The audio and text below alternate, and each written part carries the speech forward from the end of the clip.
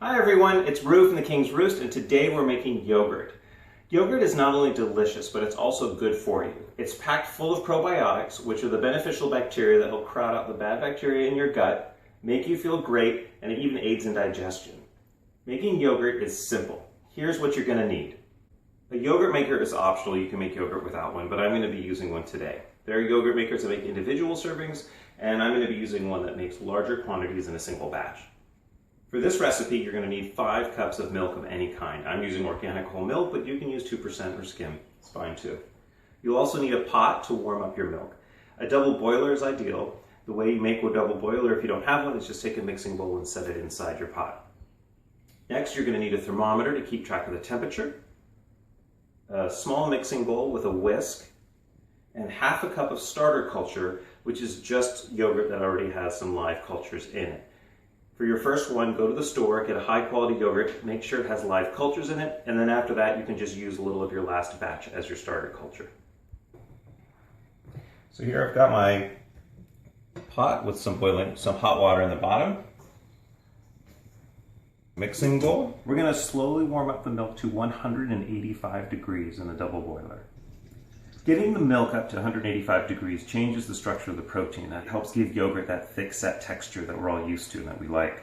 If you happen to go past 185 or even get it up to a boil, it shouldn't ruin your yogurt. Just stir the skin right back in and continue as normal.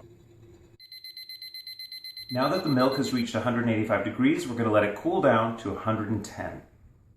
If you want it to cool down faster, you can turn your double boiler into an ice bath. While we're waiting for that to cool, I thought I'd share an interesting fact with you. Have you ever noticed the liquid that forms on the top of a yogurt container that's been in the fridge for a while? That liquid is called whey. It's actually good for you. It's high in protein.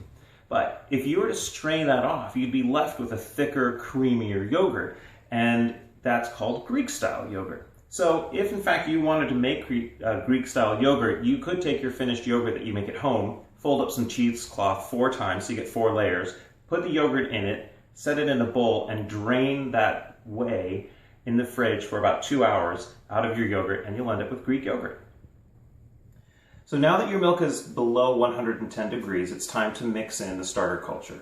Now, if you dump the starter culture directly into the milk, it's going to be really hard to incorporate it because it'll be clumpy.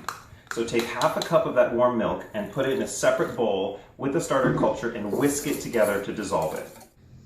Once you've done that, pour that starter culture and the milk back into the main bowl of milk, and it'll mix very easily and nicely. Now the mixture is ready to go into the yogurt maker. Pour it all into the container that comes with the yogurt maker.